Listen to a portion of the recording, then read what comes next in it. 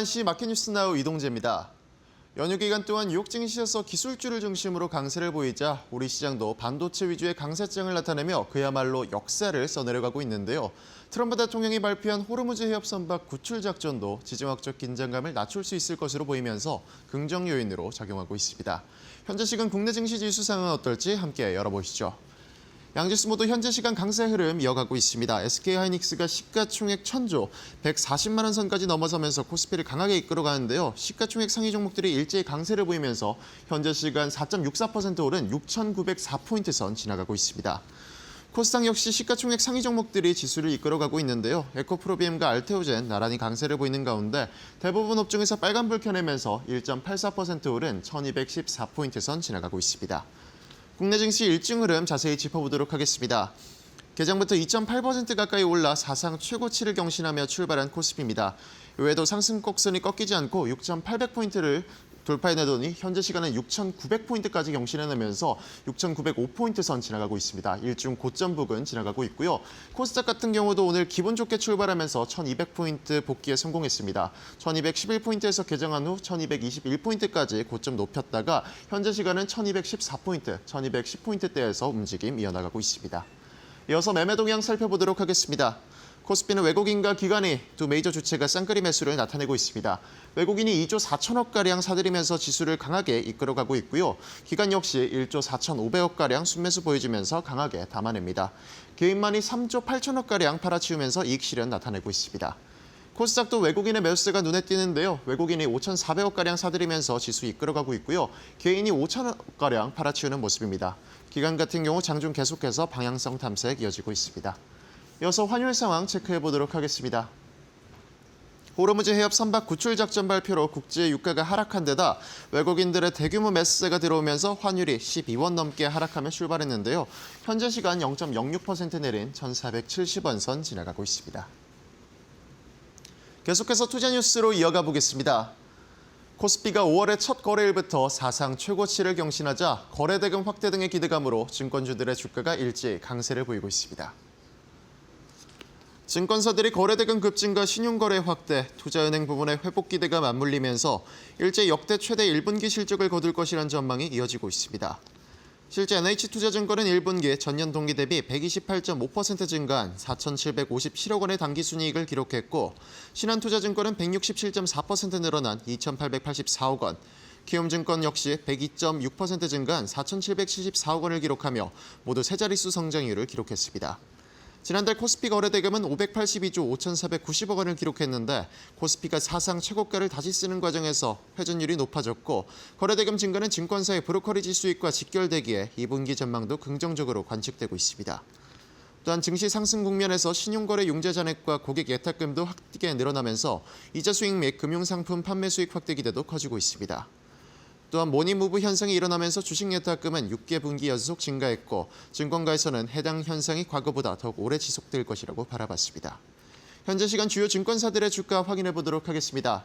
현재 시간 삼성증권이 굉장히 강한 매수세 보이면서 강한 모습 이어지고 있습니다. 외국인들의 매수세가 거세면서 오늘 증권주들을 주도하고 있고요. 28.33% 오른 147만 7,900원 선 지나갑니다.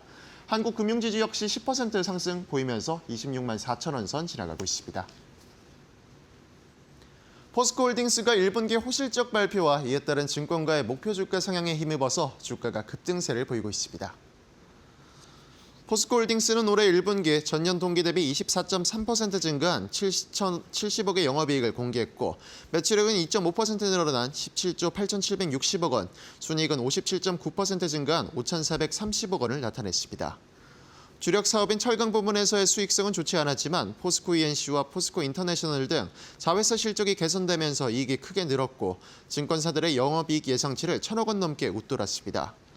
회사 측은 리튬 사업 부문의 적자가 대폭 축소되면서 전년 동기 대비 매출과 이익이 모두 증가했다고 설명했고 포스코 퓨처엠 역시 흑자 전환에 성공했다고 말했습니다. 이어 증권사들은 잇따라 목표 주가를 높여잡았고 미래에셋증권은 포스코홀딩스의 목표 주가를 기존 48만 원에서 62만 원으로 29% 상향했으며 올해 연결 영업이익 전망치 또한 3조 460억 원으로 기존 대비 67% 올려잡았습니다. 현재 시간 포스코홀딩스의 주가 살펴보도록 하겠습니다. 포스코홀딩스가 2년 반 만에 50만 원 선에 복귀하면서 52주 신고가를 경신해내고 있습니다. 현재 시간 9.31% 오른 50만 5천 원 선 지나가고 있습니다. 하나오션이 아프리카 지역 선주로부터 초대형 암모니아 운반선 VLAC 3척을 수주했다고 공시했습니다. 하나오션이 이번에 수주한 금액은 총 5,074억 원으로 하나오션은 해당 수주를 포함해 올해 총 10척의 암모니아 운반선을 수주했습니다. 하나오션은 친환경 연료 기반 선박의 수요 확대에 적극 대응하며 수주 경쟁력을 강화한다는 전략으로 지난 2022년 프랑스 선급과 영국 로이드 선급으로부터 암모니아 운반선 기본 승인을 획득하는 등 무탄소 선박 건조를 위한 기술 개발을 이어나가고 있으며 지난해엔 한국 선급과 초대형 암모니아 운반선 개발에 나서며 암모니아 운송 수요 확대에 대비해 선박 대형화를 꾀하고 있다고 밝혔습니다. 업계 관계자는 암모니아 주요 수입국이 아시아에 집중돼 있는 상황에서 수출 비중이 중동에서 미국 등으로 이동하며 운송 거리가 증가하고 있고 이에 따라 암모니아 운반선 수요가 지속 증가하는 구조라고 설명했습니다. 한편 하나오션은 올해 암모니아 운반선 10척과 LNG 운반선 4척을 비롯해 총 15척, 약 32억 달러의 수주 실적을 달성했습니다. 현재 시간 하나오션의 주가 확인해 보도록 하겠습니다. 하나오션의 오늘 수주에도 주가 움직임은 크게 나타나지 않고 있습니다. 현재 시간 0.61% 오른 13만 2,600원 선 지나가고 있습니다. 중동 불확실성이 여전히 해결되지 않는 데다 빅테크 기업들의 실적 발표 이후 재료 소멸 걱정도 존재했던 우리 시장이지만 5월의 첫 거래일부터 역사를 써내려가며 올해보다는 기대감이 더 크게 작용하고 있습니다. 반도체를 중심으로 우리 시장이 7,000포인트 그리고 그 이상을 노려보고 있는 상황인데요. 이렇게 상승 랠리가 계속되는 시장 상황 속에서 지켜봐야 할 종목과 맞춤 전략까지 저희와 이어서 알아보시죠.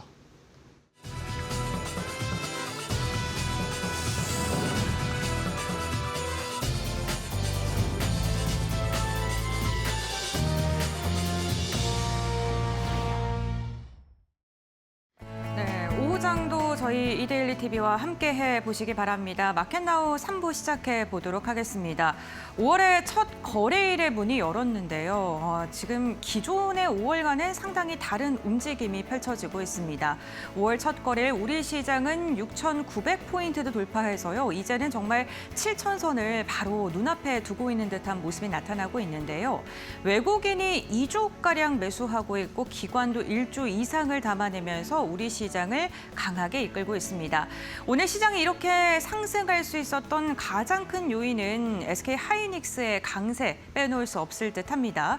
미국에서 지금 기업들의 실적 발표가 연이어서 나오고 있는데 샌디스크가 실적을 발표했죠. SK 하이닉스와 사업의 그 방향성이 굉장히 유사한 기업인데 영업이익률이 무려 78%를 돌파한 것으로 확인이 됐습니다. 이렇게 경이적인 성적표를 내놓으면서 SK 하이닉스에 대한 기대감은 시장에서 더 커질 수밖에 없고요. 오늘 무려 2자릿대 강세가 확인이 되면서 시장 전체 지수가 강하게 상승되고 있는 듯한 모습입니다. 5월이 들어왔지만 여전히 중동에 대한 지정학적 리스크는 남아있는 상황입니다. 유가라던가 금리라던가 변동성은 여전할 것으로 보이는데 우리 시장 자체의 분위기는 그러한 중동에 대한 지정학적 리스크가 좀 상대적으로 둔화되고 있다는 듯한 모습 좀 지속적으로 확인되고 있습니다. 오늘 반도체가 잘 가는 만큼 이에 연동돼서 좀 수혜가 기대되는 섹터가 있는데요. 증권사에서 오늘 리포트를 좀 많이 쏟아낸 종목이 있어서 앵커 브리핑을 통해서는 관련된 이야기를 나눠보고자 합니다. 네, 오늘 삼성전기가요. 오늘 딱 하루 만에 무려 14곳에서 리포트를 쏟아낸 것으로 확인이 됐습니다. 삼성전기 이렇게 증권가의 호평 속에서 오늘 90만 원 선도 돌파하는 움직임이 나타났는데요. 우리 이렇게 달리는 말에 올라타도 될까요? 그렇다면 어떠한 투자 포인트를 우리가 기준으로 삼고 접근을 해야 될까요? 삼성전기 오늘 실적에 대한 기대감이 지속적으로 나오고 있는 가운데 목표 주가를 가장 높게 잡은 증권사는 SK증권과 IM증권이 110만 원 선을 잡았고요. 가장 낮게 제시한 기업들을 보더라도 100만 원, NH투자증권에서 100만 원을 잡았는데 90만 원 선이기 때문에 아직도 상방이 좀 열려 있다라고 증권사에선 보고 있고요. 보시는 것처럼 지금 14곳의 증권사에서 모두 다 투자 의견을 매수로 제시를 했고 목표 주가 전부 다 상향 조정을 했다는 점은 참고를 해보시면 좋을 것 같습니다. 그렇다면 이게 삼성전기 삼성전기가 왜 이렇게 시장에서는 주목을 하고 있는 걸까요? 우선 가장 중요한 건 실적을 잘 냈고 앞으로 실적을 더 잘 낼 것이다라는 기대감 덕분입니다. 1분기 실적을 보게 된다면 매출액은 3조 2천억 원으로 지난해와 비교했을 때 17% 증가했고요. 영업이익 같은 경우에는 무려 40% 증가한 2,800억 원으로 지금 추산이 됐습니다. 일회성 비용을 제외한다면 시장의 눈높이가 높아졌는데 이를 좀 상회할 만큼 충족할 만큼 굉장히 좋은 실적을 발표한 거고요. 실적이 이렇게 잘 나오다 보니까 앞으로 그러면 얼만큼의 영업이익을 우리에게 줄 것인지에 대한 주목도도 높아졌는데 지금 증권사에서 내놓는 전망치를 보게 된다면 영업이익 성장률이 올해가 74% 그리고 내년 내후년에도 60% 이상의 성장률을 달성할 것으로 예상을 하고 있습니다. 영업이익률도요 올해 11%인데 내년 내후년에는 영업이익이 더 좋아질 것이다라고 지금 전망을 하고 있는데요.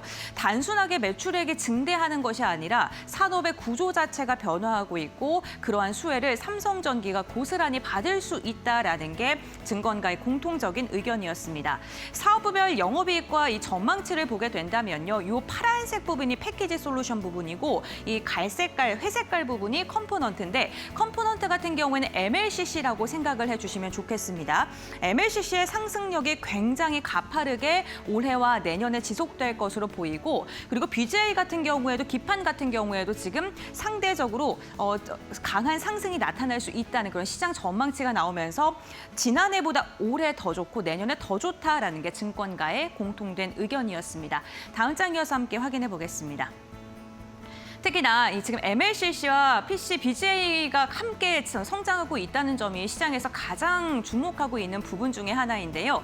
컴포넌트 MLCC 부분을 보게 된다면 자동차와 그리고 IT, 산업적인 측면이 모두 다 고르게 증가할 것이라는 게 증권가의 분석이었습니다. 특히나 전장 부분을 기준으로 필두로 해서 실적의 가시성이 더 좋아질 것으로 보이는데 MLCC 같은 경우에는 전력을 이제 안정적으로 저장했다가 유통하는 그러한 그 기판이라고 봐주시면 좋을 것 같고요. PC BGA 기판 같은 경우에는 정말 독보적으로 서버 네트워크 쪽의 실적 상승이 지금 눈에 띄게 기대가 되고 있는 상황입니다.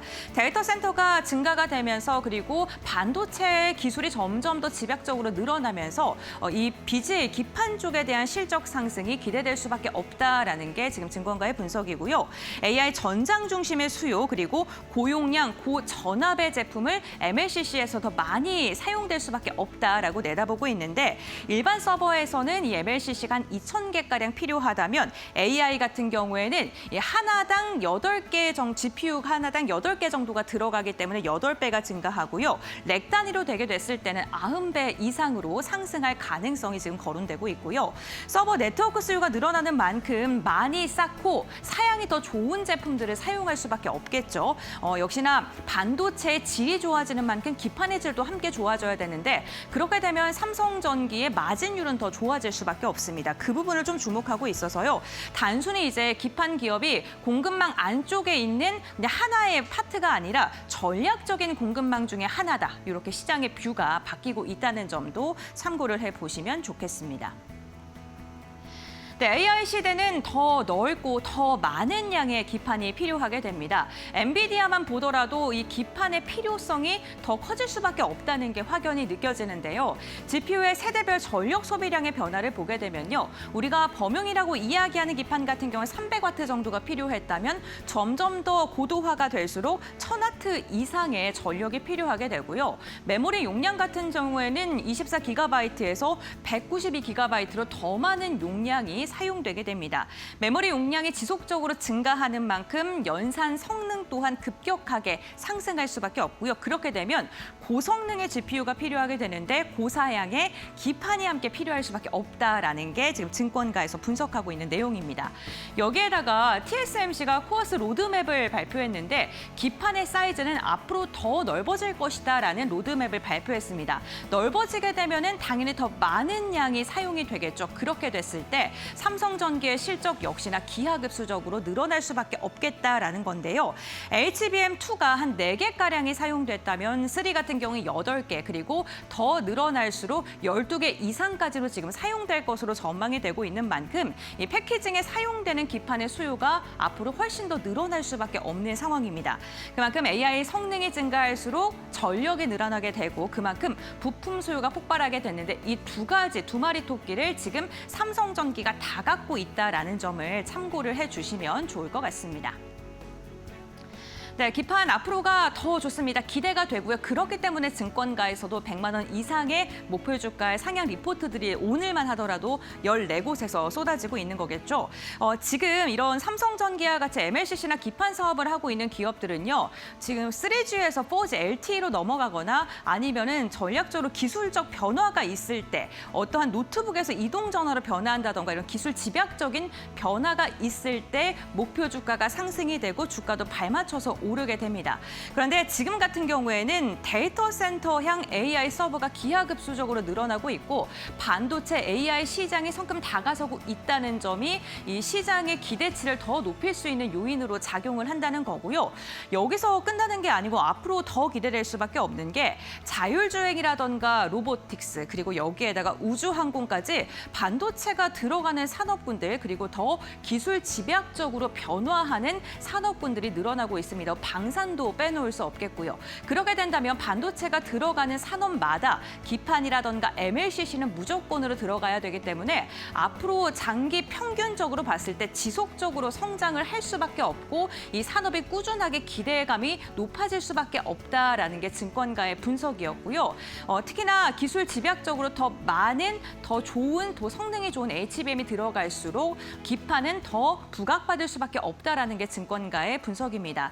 특히나 엔비디아의 대항마로 지금 여러 기업들에서 여러 가지 기술들을 내놓고 있는데 그럼에도 불구하고 우리가 주목을 해야 되는 건 이 아래에 있는 밸류체인, 서플라이체인 아래에 있는 기업들입니다. 대표적으로 삼성전자라던가 SK하이닉스, HBM 기술력을 갖고 있는 기업들이라던가 그 더 아래에 있는 기판 관련된 기업들에 대한 모멘텀은 지속적으로 제기되고 있는 만큼 이 부분 참고해 보시면서 삼성전기뿐만 아니라 LG이노텍이라던가 이수페타시스와 같은 기판 관련된 기업들의 앞으로의 추이를 좀 저희와 함께 지켜보시면 좋을 것 같습니다.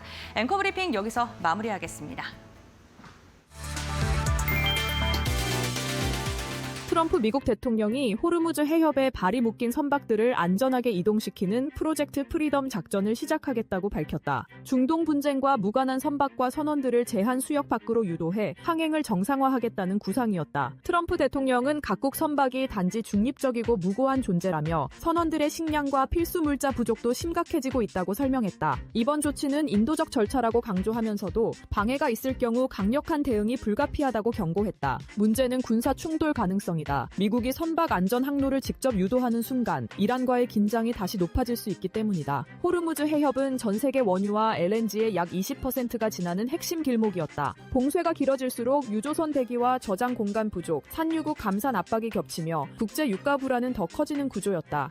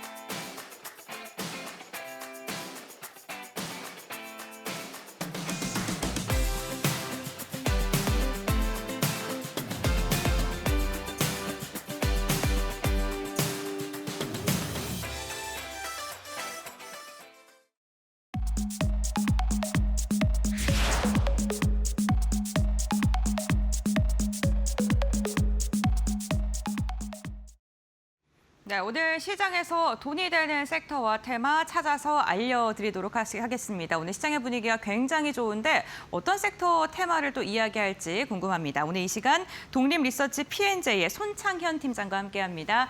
안녕하세요. 네, 안녕하십니까. 네, 반갑습니다. 오늘 시장이 5월 출발 너무 좋습니다. 오늘 돈이 되는 섹터 테마 어떤 걸 골라오셨을지 궁금한데 첫 번째 섹터 저희가 함께 확인을 해보도록 하겠습니다. 네, 오늘 첫 번째는요, 반도체 디자인 하우스를 선정을 해주셨습니다. 사실 반도체 이 테마라는 게 굉장히 다양한 섹터들로 나누어져 있기 때문에 오늘 그중에서도 디자인 하우스를 선택하신 이유가 너무나도 궁금한데요. 그 이유가 있으실까요?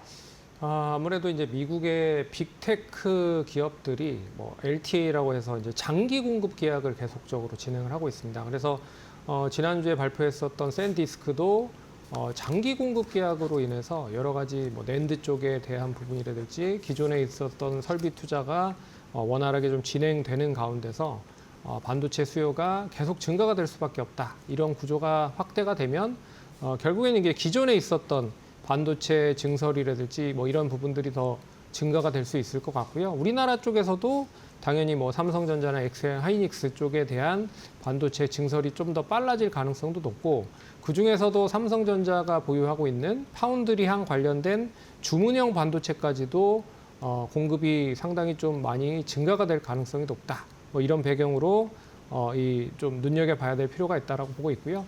그래서 이제 TSMC도 마찬가지로 3년간 누적 설비 투자액이 150조 정도 되는 정도로 엄청나게 파운드리 쪽에 투자를 많이 하고 있습니다. 그러니까 D램 낸드가 부족을 하고 외주 양산까지도 진행이 되고 있기 때문에 삼성전자 파운드리도 거기에 발맞춰서 투자가 좀 진행이 된다라고 볼 수가 있을 것 같고요. TSMC가 이제 3년간 이 미국이라든지 3나노 관련돼서 미국 그리고 일본 쪽의 증설을 조금 더 확대를 한다라고 얘기를 하고 있고요. 그리고 최근에 증설을 완료한 대만 가오슝 공장에 대한 램프업을 5개 라인 생산 라인에서 램프업을 진행을 한다라고 하고 있기 때문에 그만큼 수요가 부족하다라는 점으로 해석을 할 수가 있을 것 같습니다. 삼성전자가 파운드리향 쪽 테일러 1공장에서의 본격적인 가동을 올해부터 진행을 할 수 있을 거라 보고 있고요. 내년에는 이제 본격적인 양산을 진행을 하기 때문에 거기에 대한 수혜가 이어질 가능성이 높다. 그러면 기존의 반도체를 잘 디자인을 하는, 그러니까 설계를 하는 그런 기업들이 당연히 이제 수혜를 받을 가능성이 높다라고 보고 있고요. 삼성전자가 8나노에는 수율이 80%까지 올랐습니다. 근데 지금 2나노의 TSMC와 계속 경쟁을 하고 있기 때문에 지금은 한 55에서 60%가 되지만 여기에 수율도 한 70에서 80% 올라가면 이제 수익성과 더불어서 이 외주에 대한 양산 더 높아질 가능성이 높다. 그러면 기존의 뭐 디자인 하우스 관련된 기업들이 반도체 설계를 해야 되는데 이 설계 물량들이 더 높아질 가능성이 높은 거죠. 그렇기 때문에 기존의 뭐 여러 가지 기업들에 대한 수주와 더불어서 이 파운드리랑 관련돼서도 디자인 하우스에 대한 수주가 본격화될 가능성이 높다. 단기적으로 봤을 때는 이제 삼성전자가 그 파업 관련된 이슈가 있기 때문에 이게 얼마만큼 마무리가 빨리 되는지가 관건일 것 같다. 하지만 큰 틀로 봤을 때는 디자인 하우스에 대한 매출과 성장은 올해 본격화될 가능성이 높기 때문에 좀 관심 있게 봐야 되는 대목이다라고 말씀드릴 수 있을 것 같아서 오늘 가져왔다라고 생각을 하시면 될 것 같습니다. 네, 지금 글로벌 반도체 시장 자체가 장기 공급 계약으로 계약이 전환되는 추세인데 맞춤형 반도체 역시나 이에 대한 수혜를 받을 수 있다라고 이야기를 하면서 올해 자체가 디자인하우스 관련된 기업들을 눈여겨봐야 된다라고 말씀을 해주셨습니다. 그렇다면 국내에서 반도체 디자인하우스 사업을 하고 있는 기업 어떤 게 있을까요? 워낙 많은데 그 올해 좀 가시적인 성과, 흔히 말해서 실적에 대한 턴어라운드가 좀 될 수 있는 종목으로 가져왔다라고 생각을 하시면 될 것 같습니다. 첫 번째 종목은 지난번에 한번 설명을 해드렸는데 사피엔 반도체라고 하는 기업입니다. 이 동사는 스마트 글래스 쪽에 들어가는 여러 가지 칩을 공급을 하고 있다. 그래서 최근에 이제 구글이라든지 메타가 스마트 글래스에 대한 하드웨어를 계속 출시를 하려고 준비를 하고 있다. 그래서 올해 이 스마트 글래스가 출시가 되면 동사에 대한 칩의 생산이라든지 그리고 디자인 하우스 쪽에 대한 설계는 더 늘어날 가능성이 높기 때문에 첫 번째 종목 사피엔 반도체 관심 있게 보시면 좋을 것 같고요. 두 번째 종목은 이제 오픈 엣지 테크놀로지인데 동사는 이제 뭐 여러 가지 자금 조달로 인해서 올해 이제 3자 배정으로 200억 투자 유치가 완료가 됐고요. 이 에이티넘 인베스트먼트 쪽으로 투자를 받았기 때문에 이 회사가 그냥 투자를 해주진 않는다. 그런 걸 감안해 보면 어느 정도 성과가 올해는 좀 가시적으로 눈여겨볼 필요가 있는 시점이다라고 좀 볼 수 있어서 3자 배정 투자를 진행을 했다라고 보시면 될 것 같고요. 뭐 에이직 반도체에 대한 수요가 계속적으로 늘어나기 때문에 거기에 대한 그 AI 칩에 대한 수요는 디자인 하우스 쪽으로 연결되면 동사에 대한 수요도 같이 늘어날 가능성이 높다. 그런 점에서 좀 관심 있게 봐야 될 필요가 있다라고 보고 있고요. 그리고 해외 법인이 구조조정이 어느 정도 들어간 상태입니다. 미국과 캐나다에 대한 구조조정이 들어가서 이제 비용적인 측면도 많이 줄어들었다. 그러면 뭐 어떻게 보면 손익분기점이 낮아졌기 때문에 실적에 대한 턴어라운드가 나오면 조금 더 수익성이 커질 가능성이 높다. 그런 점에서 관심 있게 보시면 좋을 것 같습니다. 네, 알겠습니다. 종목 몇 가지를 좀 말씀을 해주셨는데 그렇다면 좀 가장 눈여겨보고 계시는 디자인하우스 관련 종목 궁금합니다. 삼성과 좀 연관이 있어야 될 것 같은데요. 그렇죠. 어떤 종목 좀 선정하셨을까요? 삼성 파운드리 쪽에 이제 DSP 공식 디자인 하우스로 이름을 알려져 있는 가온칩스를 좀 볼 필요가 있다라고 말씀을 드려야 될 것 같아요. 삼성의 이제 빅테크 뭐 테슬라뿐만 아니라 AMD라든지 뭐 다양한 쪽에 지금 수주를 받아 놓은 상태죠. 그렇기 때문에 거기에 관련된 디자인 하우스의 칩 설계에 대한 부분은 당연히 필요할 수밖에 없다라고 좀 보고 있고요. 동사는 이제 매출 80%가 차량용 반도체, AI 칩이나 HTPC 관련된 그런 향으로만 매출이 구성이 되어 있습니다. 그렇기 때문에 삼성에 대한 파운드리가 안정된다라고 하면 동사 실적도 같이 연계가 될 수 있다라고 보고 있고요. 수주 잔고도 한 1,000억까지 만들어 놓은 상태이기 때문에 올해 실적이 턴어라운드가 본격화된다라고 하면 지금 시점에서는 관심 있게 봐야 된다라고 말씀을 드려야 될 것 같아요. 그래서 오늘 뭐 4% 상승을 한 73,000원, 300원을 기록을 하고 있는데 뭐 73,000원 초반대까지도 매수 가능하다라고 말씀드려야 될 것 같고요. 1차적인 목표가는 이제 4월 27일 고점을 갱신한 85,000원, 그리고 손절가는 66,000원 제시해 드릴 테니까 참고하시면 좋을 것 같습니다. 네, 알겠습니다. 삼성과 계약을 하고도 납품을 하고 있는 기업을 선정을 해주셨습니다. 가온칩스, 지금 현재 구간에서 매수 유효하다라고 말씀해 주셨고 목표가는 85,000원까지 가격 전략 제시해 주셨으니까요. 참고해 보시면 좋겠습니다. 네, 저희 이어서 두 번째 돈이 되는 섹터 테마 알아보도록 하겠습니다. 저희 두 번째 섹터는요. 무역 상사입니다. 무역 상사 같은 경우에는 뭐 직접 물건을 만들어서 판매하는 것보다는 마진을 남겨서 수익을 내놓아야 되는 그런 기업인데 그만큼 경기에 민감하고 또 원자재 가격에 민감하잖아요. 지금 이러한 시장 시점에서 이 섹터를 고른 이유가 궁금합니다. 이게 이제 호르무즈 해협이 계속 봉쇄가 되고 있기 때문에 그 무역 상사 트레이딩을 하고 있는 기업들 같은 경우에는 이걸 다양하게 다른 쪽으로 전환을 시켜야 되는 필요성이 있습니다. 그렇기 때문에 뭐 중동에서 유럽이라든지 오세안이라든지 아프리카 쪽에 대한 그런 그 루트를 개발해서 무역을 하면 당연히 이제 루트 개발을 하는 데 있어서의 물동량이 늘어나면서 당연히 수익성은 높아질 수밖에 없는 그런 구조가 나타날 수밖에 없다라고 보고 있고요. 그리고 이제 원자재 가격이 상승하면 당연히 이제 물류 비용으로 이제 뭐 수익성이 전가가 될 가능성이 높기 때문에 동사같이 이제 무역 상사를 전반적으로 하고 있는 그런 기업들은 당연히 이제 수혜를 받을 가능성이 높다라고 말씀을 드릴 수 있을 것 같고, 그리고 이제 인플레이션이 당연히 높아질 경우에는 이런 이제 뭐 취급을 하고 있는 원자재, 석유, 가스라든지 철광석 이런 쪽 어떻게 보면 실물 자산을 취급을 하는 기업들이 인플레이션에 대해서는 상당히 수혜를 받을 가능성이 높다라는 점도 좀 눈여겨봐야 될 것 같아서 전쟁에 대한 장기화, 이제 특히나 이란과 미국에 대한 전쟁 장기화가 진행이 되면 될수록 이제 무역 상사 쪽에 대한 수익성은 조금 더 안정적으로 진행이 될 가능성이 높다라고 봐야 될 것 같기 때문에 제가 봤을 때는 조금 관심 있게 봐야 되는 타이밍이다라고 말씀을 드려야 될 것 같습니다. 네, 전쟁의 수혜주로 무역 상사 섹터를 꼽아 주셨습니다. 우리가 뭐 보통 전쟁 수혜주하면 방산이라던가 원자재 이쪽을 좀 많이 언급드렸는데 무역 상사도 지금 볼 타이밍이다라고 말씀을 해주셨고, 그런데 오늘 종합 상사 기업들 저희가 지금 현재 상황 좀 봤는데요. 이러한 시장 속에서도 빠지는 종목도 지금 있습니다. 종목 선별 잘해야 될 것 같은데 어떤 종목들 좀 눈여겨보고 계실까요?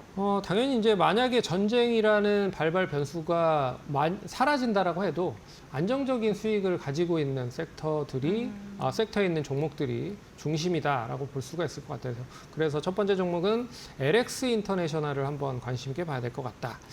동사는 일단 뭐 다양한 원유나 가스, 석탄, 해상 운임에 대한 강세가 이어지고 있기 때문에 관련된 수익성이 보장이 되어 있다라고 볼 수 있을 것 같고요. 또한 이제 해외 광산 쪽, 뭐 니켈이나 복사이트 쪽에 대해 여러 가지 투자를 좀 진행을 하고 있기 때문에 거기에 있어서의 수익성도 계속적으로 높아지고 있다. 그리고 어떻게 보면 무역 상사 관련된 기업 중에서 PER 자체가 7배 정도 수준밖에 되지 않기 때문에 가격적인 메리트도 있다라고 좀 보고 있어서 뭐 이틀 동안 조정이 나오긴 했지만 전쟁에 대한 뭐 리스크가 없어진다라고 해도 무역 상사나 경기가 좋아진다라는 가정하면 당연히 좀 관심을 가지실 필요가 있다라고 좀 봐야 될 것 같아서 첫 번째 종목은 LX 인터내셔널 관심 있게 보시면 좋을 것 같고, 두 번째 종목은 이제 SK 네트워크스입니다. SK 네트워크스는 역시 이제 상사 매출은 크지 않지만 자회사들에 대한 매출이 상당히 좋다. 그래서 SK 인텔릭트라고 하는 이제 정수기 등을 판매를 하고 있는 예전에 SK 매직이라고 하는 그런 자회사에 대해 실적이 상당히 좋고요. 그리고 최근에 이제 업스테이지라고 하는 쪽에 지분을 투자를 했습니다. 한 1,200억 정도 지분을 투자를 했는데 이 업체가 이제 1조 6천억까지 시가총액이 높아졌다. 거기에서에 대한 평가 수익만 한 400억 정도 이상이 될 가능성이 높기 때문에 상사 매출뿐만 아니라 자회사에 대한 매출이 같이 연계가 되면서 상승을 하고 있다라는 점에 주목을 해서 좀 눈여겨볼 필요가 있어서 좀 관심 있게 볼 수 있는 종목으로 가져왔다라고 보시면 될 것 같습니다. 네, LX 인터내셔널이랑 SK 네트워크스 언급을 해주셨고요. 뭐 전쟁 여부와 상관없이 실적이 그래도 탄탄한 기업들을 봐야 된다라고 말씀을 해주셨습니다. 그렇다면 이렇게 종합상사, 무역상사 관련된 기업 가운데 어떤 종목을 가장 눈여겨보고 계신지도 궁금하네요. 네, 포스코 그룹의 관련 계열사죠. 포스코 인터내셔널을 탑픽으로 좀 봐야 될 필요가 있다라고 말씀을 드려야 될 것 같아요. 포스코 홀딩스가 뭐 실적이 철강 쪽에서 계속 잘 나오고 있는 상황이고요. 그래서 1분기 철강 판매도 예상 밖에 선전을 했다. 그래서 매출 자체는 0.1%밖에 빠지지 않았기 때문에 선방을 했다라고 볼 수가 있을 것 같고요. 중국과 일본에 대한 열연 판매 관세가 부과가 되고, 그리고 자동차 조선에 대한 제품 가격이 상승을 하면 철강 가격은 당연히 높아지고 여기에 대한 트레이딩을 하고 있는 동사의 수혜도 당연히 이어질 가능성이 높다. 그리고 동사는 이제 미얀마 가스 그리고 호주 가스 관련된 안정적인 에너지 관련된 실적이 뒷받침이 되고 있다라는 것도 눈여겨봐야 될 것 같습니다. 그래서 미얀마 가스전은 1분기에 3,710억에서 1분기에 3,920억으로 매출 규모가 커졌고, 호주 세넥스도 이제 400억에서 750억 정도의 매출 규모가 커졌다. 그렇기 때문에 에너지에 대한 그런 수익성이 계속 높아지면 높아질수록 동사의 안전적인 마진을 확보를 하는 그런 구성으로 좀 볼 수가 있을 것 같기 때문에 올해도 뭐 에너지와 그리고 철강 소재 관련된 부분에서의 안정적인 실적이 뒷받침이 되면서 상승 계속 이어질 가능성이 높다. 그래서 1차적인 목표가는 뭐 10만 원 제시해드리고요. 손절가는 7만 9천 원 제시해드리겠습니다. 네, 오늘 보합권에서 등락 보여주고 있는데 목표 주가 깔끔하게 10만 원으로 제시해 주셨고요. 오늘 포스코 그룹주들에 대한 시장의 뷰가 조금 변화하는, 좋아지는 듯한 모습 나타났는데 포스코 인터내셔널을 탑픽 종목으로 선정해 주셨으니까요. 참고해 보시면 좋을 것 같습니다. 네, 오늘 이렇게 손창현 팀장과 함께 돈이 되는 테마 섹터에 대한 이야기 나눠봤고요. 오늘 말씀은 여기까지 듣겠습니다. 고맙습니다. 네.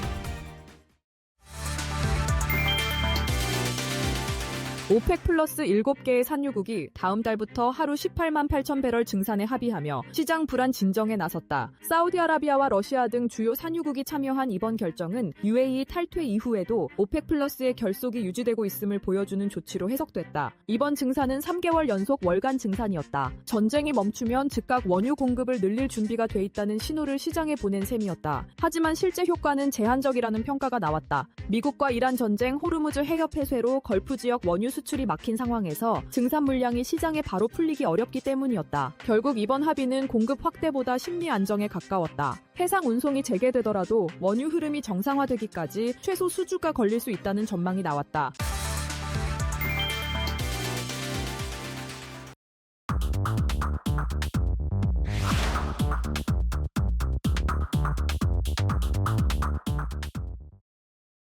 네, 마켓나우 3부와 함께하고 계십니다. 오늘 우리 시장 오후장의 탄력이 더 좋아지는 듯한 모습 나타나고 있습니다. 현재 유가증권 시장 300포인트 넘게 상승하면서 6,905포인트 선 넘어서는 모습 나타나고 있고요.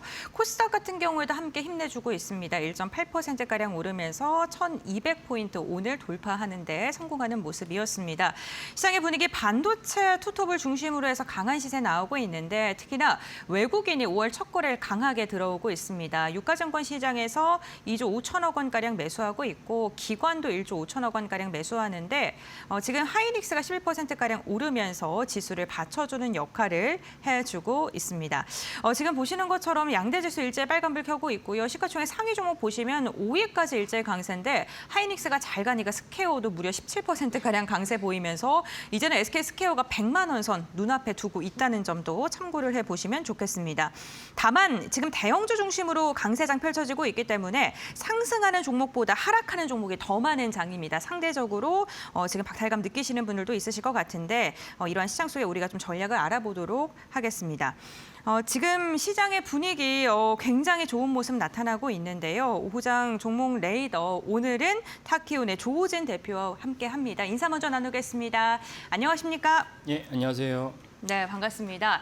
우리가 이렇게 잘 가는 시장일수록 종목 선별을 잘하는 게 중요한데 오늘 조우진 대표님의 종목들 좀 한번 확인해 보시면서 이 종목들 우리가 어떻게 점검을 해야 되는지 이야기 나눠보도록 하겠습니다. 우선 하이닉스가 지금 오늘도 강세 보이면서 또다시 신고가 돌파했는데 280% 넘게 상승했고 오늘은 300% 넘게 오르는 모습 나타나고 있고요. 현대로템도 전일 종가 기준으로 했을 때 27%의 수익률 달성하고 있고 두산에너빌리티 100% 넘는 세 자릿대 수익률 기록하고 있습니다. 많이 올랐기 때문에 고민되시는 분들도 많으실 것 같습니다. 오늘 그렇다면 어떻게 우리가 시장 대응해야 되는지 관련된 이야기 나눠보도록 하겠습니다. 오늘 좀 저희가 어떤 종목 알아볼까요, 대표님? 예, 일단은 뭐 지난주에 저희가 그 편입한 종목이 5종목인데 네. 5종목에서 가장 주간 수익률이 좋았던 종목이 이제 그 현대로템입니다. 현대로템에서 먼저 설명드리도록 하겠습니다. 네. 현대로템이 하이닉스보다 더 수익률이 좋았어요. 물론 이제 그 기준은 이제 금요일날 네. 그 종가 기준입니다. 엄밀히 말하면 이제 목요일날 종가 기준입니다. 네. 그래서 지난주에 현대로템이 어떤 일이 있었는데 이렇게 하이닉스를 제치고 주간 수익률을 갖다가 달성했나라고 보면은 현대로템은 당연히 방산주라는 관점에서 이렇게 계속 주가가 이제 올라갑니다. 그래서 방산에 좋은 소식이 들어오면 이제 현대로템 주가 올라갑니다. 지난주에 뭐 많은 분들 들으셨겠지만 폴란드에 그 K2 전차를 갖다가 납품하기로 했다라고 이제 확정했다 보시면 됩니다.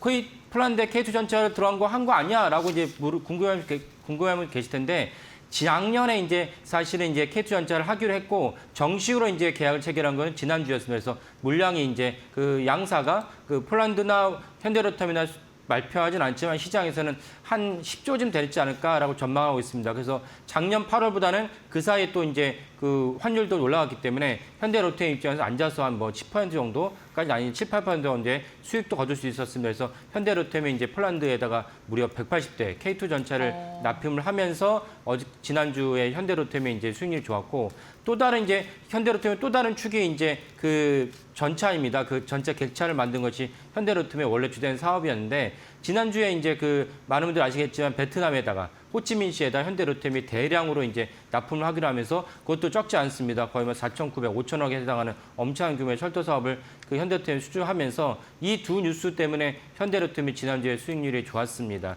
현대로템의 또 다른 이제 그 중요하게 여겨야 될 부분은 무엇이면 현대로템 현대차 그룹의 계열사입니다. 현대차에서 방산 부분을 이제 조정하기로 했습니다. 그래서 방산 부분을 원래 갖고 있던 현대위아가 있는데 현대위아에 여러 가지 사업부가 있는데 그중에서 방산 사업부를 현대로템에다 넘기겠다라는 것이 이제 물론 정식으로 확인되지 않았지만 일반적으로 시장에서 이렇게 관측하고 있습니다. 그래서 그러면 현대로템 입장에서는 현대위아 그 방산 부문 그 포신을 개발하는 그 사업 부문을 가져오면은 현대로템 입장에서는 훨씬 이제 그 수직 계열화를 통해서 영업이익률이 높아질 수 있다라는 장점이 생깁니다. 네, 알겠습니다. 현대 지금 로템에 대해서 지난주에 이야기를 해주시고 지금 많이 올랐는데 오늘은 좀 보합권에서 움직임 가져가고 있습니다만 주간 수익률을 봤을 때는 가장 높은 수익률 달성했다라고 말씀해 주시면서 당연히 시장에서 좋아할 만한 호재거리를 많이 들고 왔기 때문에 반응한 것 같습니다. 대규모 뭐 수주라던가 아니면은 이제 현대위아의 방산 부분과 관련된 기대감까지 언급을 해주셨으니까요. 뭐 참고해 보시면 좋겠습니다. 현대로템 저희가 첫 번째 종목으로 확인을 해봤고요. 이어서 두 번째 종목 살펴보겠습니다. 네, 오늘 종목 레이더 두 번째 종목은 SK하이닉스입니다. SK하이닉스 지금 뭐 반도체에 대한 이야기 너무 좋고요. 그만큼 굉장히 뜨거운 주가의 움직임 나타나고 있습니다. SK하이닉스에 대한 이야기 좀 나눠볼까요? 예. 그 뭐 제목만 보시면 200만 원까지 올라가나라는 질문은 당연히 올라갑니다. 언제인지는 제가 뭐 말씀 못 드리지만 분명히 올라간다고 생각하시면 되겠고 네. 그 이유가 뭐 제가 SK하이닉스를 좋아해서 올라가는 것이 아니고 SK하이닉스가 아직도 저평가돼 있다. 그러니까 오늘 140만 원이 넘었었는데 SK하이닉스가 내년 영업이익을 끌어온다면 내년 영업이익이 300조가 넘습니다. 네. 그러면 지금 이제 전체적으로 SK하이닉스가 이제 시총이 900조거든요. 그러면 단순 계산해봐도 PER이 3배밖에 안 됩니다. 이게 사실은 어처구니 없을 정도로 낮은 그 수치이기 때문에 그러면 이 PER이 3배밖에 안 되는데 해당 부문의 사업 부문이 사실은 계속 팽창하는 분야냐 아니면 정체된 분야냐. 금융주 같으면 뭐 PER 3배라면 있을 수 없죠. 하지만 해당 사업 부문이 AI, 반도체를 만드는 사업 부문이라면 PER이 3배라면 사실은 너무나 저평가됐다. 그렇죠. 그러면 사실 200만 원 가는 것이 합리적이다라고 봐야 됩니다. 그래서 이렇게 보시면 되겠고 다만 이제 몇 가지 제가 누차 말씀드리지만 제가 주위에서 저한테 질문하신 분들 또 많은 분들이 또 대화를 들어보면은 SK하이닉스 너무 많이 올라서 좋아. 근데 130만 원, 100만 원? 야, 이거 어떻게 사냐? 이렇게 생각하시는 분도 많으세요. 네. 뭐 10주를 산더라도 130만 원 규정이면 1,400만 원, 140만 1,400만 원이지. 야, 1,400만 원은 너무 거금이다 생각하시면서 선뜻 손이 나가지 않습니다. 근데 이렇게 생각하시면 좋습니다. 지금 삼성전자가 오늘 뭐 23만 원까지 갔었는데 삼성전자가 20만 원 기준으로 한다면은 삼성전자 주가는 낮아 보입니까? SK하이닉스 130만 원이니까 비싸 보이고 삼성전자가 2017년 10월에 액면 분할을 했어요. 50분의 액면 분할을 했거든요. 그러면 액면 분할 하지 않았으면 삼성전자 주가는 얼마냐? 1,000만 원이에요. 그러면 20만 원은 싸 보이고 1,000만 원 비싸 보이니까 같은 삼성전자인데 그렇게 보시면 안 되고 결국 이런 제조업을 기준으로 봤을 때 해당 회사의 업종이 계속 성장하냐, 팽창하는 분야냐, 두 번째 PR이 높으냐, 낮으냐 이렇게 보시면 됩니다. 그런데 지금 현재 우리나라 전 변압기는 이제 저희 종목에 편입하지 않았지만 변압기도 결국 AI의 수혜 종목에서 엄청나게 상승하고 있지 않습니까? 근데 변압기 우리가 빅3를 말하는 변압기 종목들 PR이 지금 30배, 40배 이렇게 되고 있습니다. 뭐 저는 그 종목에 매도하는 뜻은 아닙니다. 근데 제가 거듭 말씀드리는 무엇이냐면은 결국 SK하이닉스를 내가 손이 갈 건지 안 갈 건지 보는 관점에서 PR이 올해 영업이익 기준으로 해서도 낮고 내년 영업이익 끌어온다면 그러면 PER이 3배라는 것은 사실은 뭐 3배보다 더 낮을 수 있어요. 3배보다 더 낮으면 2배라는 건데 이런 어처구니 없는 수치에 대해서 우리가 겁먹지 마시고 들어가면 좋겠다라는 걸 말씀드립니다. 그래서 SK하이닉스를 일단은 그 PER 기준에서 143만 원, 너무 비싸다 이렇게 생각하지 마시고 PER 이렇게 낮아? 라는 관점에서 한번 신문 기사 몇 가지 살펴보시면 이게 저만의 시각이 아니다라는 걸 아실 수 있고 그렇다면 좀 그 투자하시는 게 낫겠다라고 말씀드립니다. 네, 하이닉스에 대해서 언급을 해주셨는데 사실 하이닉스가 오늘 하루 만에 뭐 11% 이렇게 상승하고 저희가 또 내일은 휴장이지 않습니까? 예. 그렇다 보니까 한번 좀 끊었다 갈까 이렇게 생각하시는 분들도 있으시거든요. 예. 좀 매도를 하는 전략은 어떻게 보세요? 예, 하이닉스가 200만 원까지 갈 텐데, 네. 근데 하이닉스를 갖다가 막 저랑 같이 쭉 팔로우하신 분들은 아까 초장에 이제 보셨지만 수익률이 뭐 300% 넘게 네. 되거든요. 그러신 분들은 이제 종종 저한테도 이렇게 문의가 와요. 너무 많이 수익이니까 너무 떨어져서 문의하시는 분들도 있지만 사실은 네. 저도 그런 줄 알았더니 너무 많이 올라도 그 갖고 있는 분들은 고민이겠다라는 지금도 생각을 만족하니까요. 예, 네. 들어요. 그러니까 뭐냐면 겁이 나서. 네. 너무 많이 떨어져도 겁이 나지만 너무 많이 올라도 겁이 나는 분들이 있고 그분들이 저한테 문의를 하면서 그때 깨달았어요. 아, 이렇게 수익률이 좋아도 당신들 당사자 입장에서는 좀 그 고민이 되겠다라고 생각이 듭니다. 그래서 제가 거듭 말씀드리지만은 갖고 있는 자산에서 언제나 20%는 현금화시키는 게 좋다. 예, 20% 현금화 시켰다가 네. 그러면 200만 원 간다는데 왜 20% 왜 현금화 시키냐? 사실 시장에서는 언제 돌발 변수 생길지 모르기 때문에 돌발 변수 가장 가까운 돌발 변수가 언제 있었냐면은 3월 2일 날 트럼프 대통령이 저도 이런 친구가질 거라고 생각하지 않았어요. 왜냐면 저기 베네수엘라는 급이 다르거든요. 이란은 친구하는 즉시 이란이 바로 호르무즈 해협을 봉쇄할 것이고 그러면 전 세계가 그 유가로 난리칠 텐데 과연 할까라고 저도 안 할 거로 봤는데 친구를 해버렸죠. 그러니까 어떻게 했습니까? 출렁거렸습니다. 그 출렁거릴 때 하이닉스가 200만 원 간다고 그러면은 출렁거렸을 때 시장에 갑자기 돌발 변수로 주가가 급락을 했을 때 내가 갖고 있던 20만 원을 갖고 투자를 하면 그다음에 이제 해당 뉴스가 해당 소식의 이벤트가 이제 희석이 됐을 때 다시 원래 주가가 회복되면 20만 원의 그 포트폴리오 갖다가 다시 매도하시면은 이런 식으로만 하더라도 앉아서 1년 동안 100% 수익률을 창출할 수 있습니다. 그래서 지금 많이 수익을 거두신 분들은 한 20% 정도의 수익을 갖다가 매도로 이제 바꾸시면서 그다음에 이제 그 장기적으로 보시면 좋겠다라고 말씀을 드립니다. 네, 장기적으로 보는 것도 괜찮겠다. 뭐 이렇게 이야기를 해주셨는데 시장의 분위기 200만 원까지 갈 수 있다라는 것에 대표님도 뭐 동의를 해주셨어요. 증권가의 분석도 너무너무 좋은데 뭐 그러면은 하이닉스 잘 가니까 삼성전자는 어떻게 보세요? 네. 그 삼성전자는 제가 뭐 네. 저희 코너를 쭉 팔로우하시면 알겠지만 삼성전자도 낸드 플래시, 그러니까 그 범위한 반도체 때문에 주가 많이 올라갔죠. 근데 네. 올라갔는데 HBM이라는 경쟁력에 비하면은 아직 하이닉스보다는 뭐 한 3분의 1, 좀 4분의 1 정도의 마켓시어를 차지할 것으로 여기는 엔비디아 규제입니다. 그러니까 네. 하이닉스는 그에 따라서 이제 수익률을 줄 수는 없다. 그러니까 이게 시장에서 그대로 나타납니다. 그러니까 HBM 사태가 일어난 HBM의 그 초호황을 갖다가 시장에서 관심을 갖게 된 이후로 삼성전자는 언제나 하이닉스보다 수익률이 절반에 불과했습니다. 근데 올해 들어서는 두 종목의 격차가 줄어들었다가 4월 달 들어서는 두 종목의 격차가 다시 벌어지고 있습니다. 그래서 그렇게 보시면 되겠고 다만 삼성전자 말씀하시니까 제가 또 하나 이제 언급할 부분은 뭐냐면 네. 만약에 그 지난주에 그 BNK 증권에서 이제 하이닉스에 대해서 하반기에 둔화할 거기 때문에 목표가는 낮추지 않았지만 이제 투자 등급을 갖다 낮췄어요. 네. 이제 그걸 보고 많은 분들이 의문점을 다실 텐데 근데 이제 삼성전자를 연관지어서 말씀드린 이유가 무엇이면 해당 연구원이 해당 애널리스트가 그렇게 전망할 수 있어요. 뭐 저는 그 전망에 동의하지 않지만 근데 삼성전자를 갖다가 얘기하면서 그 BNK 투자증권 리포트를 말씀드린 이유는 무엇이냐면 하반기 업황이 둔화된다 해서 하이닉스에 대한 등급을 갖다가 낮췄는데 그 연구원이 똑같은 연구원입니다. 삼성전자에 대해서는 올렸어요. TP를 목표가를.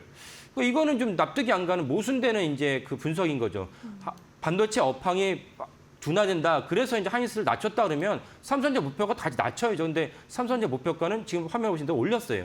올리면서 하이닉스는 투자 등급을 낮췄다는 거는 좀 뭔가 좀 이렇게 모순돼 보이지 않나라고 생각을 합니다. 그래서 하이닉스에 대해서 여전히 뭐 그분뿐 아니라 뭐 종종 뭐 봅니다. 뭐 이렇게 뭐 이제는 뭐 이렇게 감사한 처지에 있기 때문에 조만간 급락할 거라는 또 뭐 이런 얘기가 나오는데 저는 뭐 그런 데는 전혀 동의할 수 없고요. 그리고 가장 중요한 것은 무엇이냐? AI의 이 광풍이 AI의 산업혁명이 언제까지 일어날 거냐. 그래서 뭐 이제는 뭐 9회말이냐. 9회말이면 정점이니까 팔아야겠죠. 뭐 2회말이냐. 이렇게 생각하면 계실 때 저는 이 시리즈가 언제인지 모르겠다. 야구로 치면은 지금 포스트 시즌 들어가는 건지 코리안 시리즈인지 들어가는지 모르겠다. 이게 1회부터 9회까지라고 봐야 되는 것인지 코리안 시리즈 같으면 1회부터 7차전까지 있습니다. 그러면 언제 끝날지 모르는 AI 광풍에서 우리가 어떻게 알고 이제 정점을 갖다가 예단할 수 있냐. 그래서 안정적으로 반도체에 대해서 주가가 반도체에 대해서 전체적으로 그 매출을 줄어들고 제가 가장 그 보아야 될 시그널 중 하나 무엇이냐. 최상단 고객인 빅테크들이죠. 뭐 메타, 마이크로소프트, 아마존 이런 이제 구글 등 최상단 고객들이 KPX를 갖다 줄인다. 그러면 줄이거나 혹은 정점에 있다. 그러면 이제 하이닉스 주가를 파셔도 됩니다. 근데 아직은 그렇지 않을 뿐만 아니라 지금 이제 나온 게 뭐냐면 원래 올해 초에 시작할 때는 뭐 6,600억 달러를 갖다 KPX 5대 빅테크가 했습니다. 근데 지금 8천억 달러는 무엇이냐면 5대 빅테크뿐만 아니라 그 중국의 바이두, 텐센트를 합쳐서 8천억 달러를 상회한다고 올해 투자한 것이. 그러면 하이닉스에 대한 AI 광풍이 여전하기 때문에 올해 정점이다라는 그 견해는 제가 동의할 수 없고 적어도 내년까지는 이제 이 흐름을 무난히 갈 것이다라고 이제 전망을 합니다. 네, 알겠습니다. 오늘 현대로템과 SK하이닉스에 대해서 이야기를 해주셨는데 SK하이닉스 뭐 여전히 뜨겁다라고 말씀해 주시면서 200만 원 선까지도 좀 이야기를 해주셨습니다.